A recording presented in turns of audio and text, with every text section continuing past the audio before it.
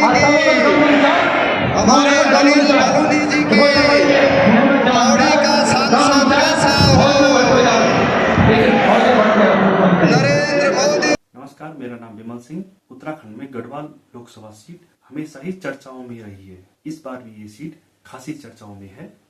लंबे समय से भारतीय जनता पार्टी का गढ़ रही इस सीट पर इस बार कांटे का मुकाबला चल रहा है। शुरू में इस सीट पर कांग्रेस काफी शिथिल नजर आ रही थी, लेकिन जैसे ही प्रत्याशियों के नामों की घोषणा हुई तो यहाँ कांग्रेस भी मुकाबले में आ गई है। भारतीय जनता पार्टी से अनिल बलूनी और कांग्रेस से गणेश गोदियाल इस सीट पर चुनाव लड़ रहे हैं। इन दोनों नेताओं के नामांकन में उमड़ी भीड़ और उसके बाद जगह जगह जो रोड शो हो रहे हैं, जो चुनावी सभाएं हो रही हैं, उसको देखकर कोई भी अभी स्पष्ट अंदाजा नहीं लगा पा रहा है कि यहाँ पे किस पार्टी का पलड़ा भारी है।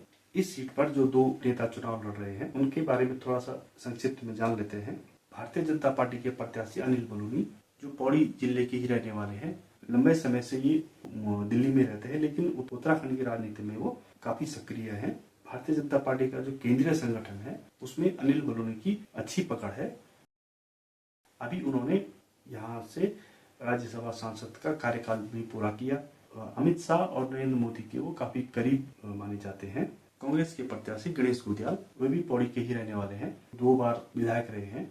पिछले 2 चुनाव विधायक के हार गए।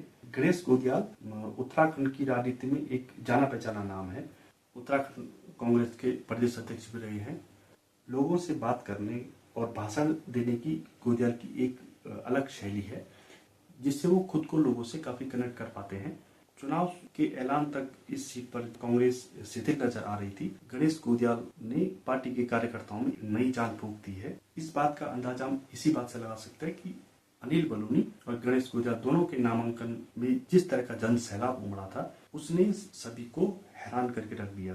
अनिल बलूनी के साथ काफी चर्चित और नामचीन चेहरे थे। इस केंद्रीय मंत्री स्मृति ईरानी, मुख्यमंत्री पुष्कर सिंह धामी और भी प्रदेश स्तर के कई बड़े नेता उनके साथ थे और बहुत बड़ी संख्या में जनता भी उनके साथ रैली में आई थी।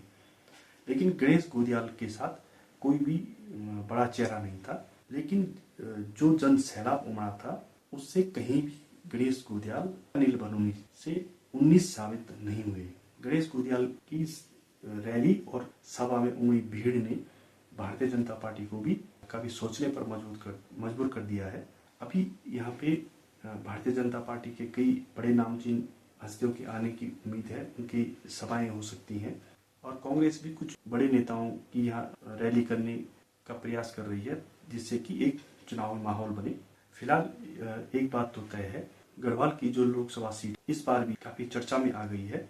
वर्तमान में जिस तरह का सिनेरियो चल रहा है, जिस तरह की स्थिति चल रही है, उससे अभी इस बात का अंदाजा लगाना काफी मुश्किल है कि किसकी तरफ पलड़ा भारी रहेगा। पौड़ी लोकसभा सीट के इतिहास को संक्षिप्त में थोड़ा समझ लेते हैं।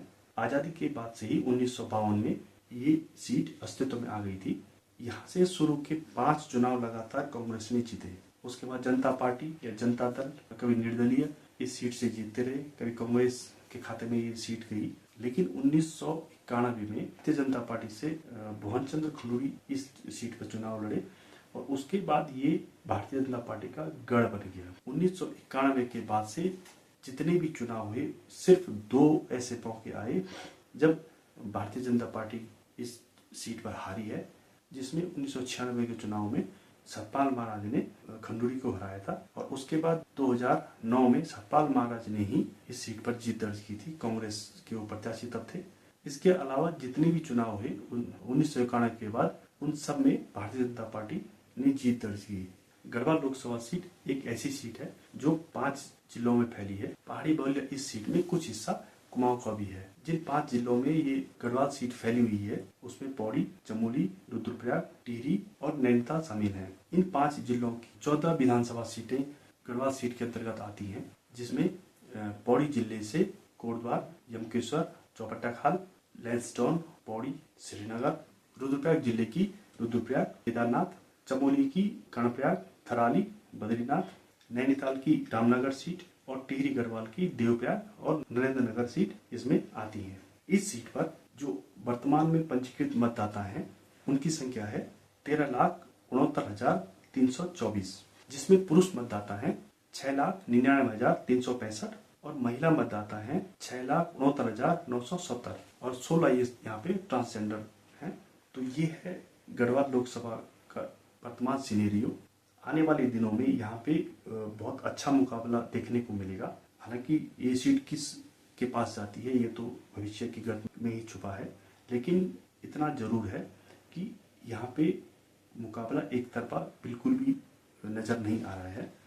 अब देखना ये है कि भारतीय जनता पार्टी की इस गढ़ में कांग्रेस के गणेश गोदियाल सेंधमारी करने में सफल हो पाते हैं या फिर अनिल बलूनी इस सीट को एक बार फिर भाजपा की झोली में डालने में सफल हो पाते हैं। ये देखना दिलचस्प होगा।